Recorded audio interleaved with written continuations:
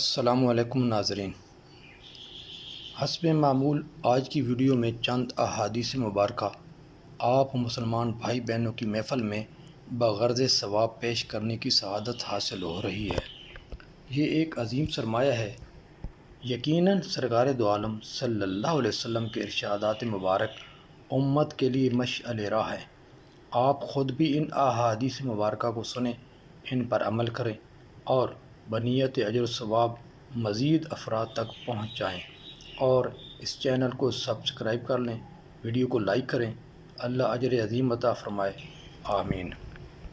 حضرت عبداللہ بن عباس رضی اللہ تعالی عنہما سے روایت ہے کہ نبی اکرم صلی اللہ تعالی علیہ وسلم نے ارشاد فرمایا، جس نے 7 سال تک ثواب کی نیت سے اذان دی، اس کے لیے جہنم کی آگ سے نجات لکھ دی جائے گی۔ جامع ترمذی۔ حضرت ابو ہریرہ رضی اللہ تعالی عنہ سے روایت ہے کہ رسول اللہ صلی اللہ علیہ وسلم نے ارشاد فرمایا، امام ضامن ہے اور مؤذن امین ہے۔ اے اللہ، تو اماموں کو راہ راست پر رکھ اور مؤذنوں کی مغفرت فرما۔ جامع ترمذی۔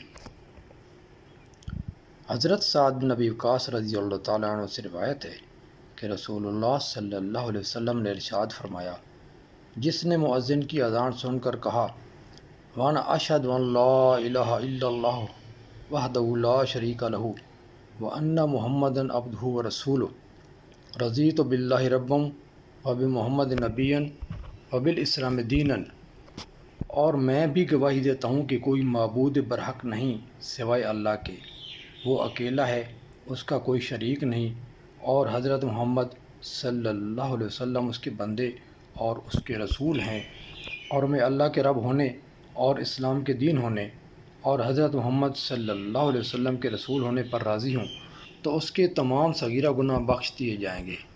جامع ترمذی۔ حضرت براء بن عازب رضی اللہ تعالیٰ عنہ سے روایت ہے کہ نبی اکرم صلی اللہ علیہ وسلم نے ارشاد فرمایا، اللہ تعالیٰ پہلی صف والوں پر صلاۃ یعنی رحمت بھیجتا ہے، اور فرشتے ان کے لیے صلاۃ بھیجتے ہیں یعنی ان کے حق میں دعائے مغفرت کرتے ہیں، اور مؤذن کو جہاں تک اس کی آواز پہنچتی ہے بخش دیا جاتا ہے، اور خشک اور تر میں سے جو بھی اسے سنتا ہے اس کی تصدیق کرتا ہے، اور اسے ان تمام کے برابر ثواب ملے گا جو اس کے ساتھ صلاۃ پڑھتے ہیں۔ حضرت ابو ہریرہ رضی اللہ تعالیٰ عنہ سے روایت ہے کہ انہوں نے اسے رسول اللہ صلی اللہ علیہ وسلم کی زبان مبارک کو یہ کہتے ہوئے سنا، مؤذن کی آواز جہاں تک پہنچتی ہے اس کی مغفرت کر دی جائے گی، اور تمام خشک اور تر اس کی گواہی دیں گے۔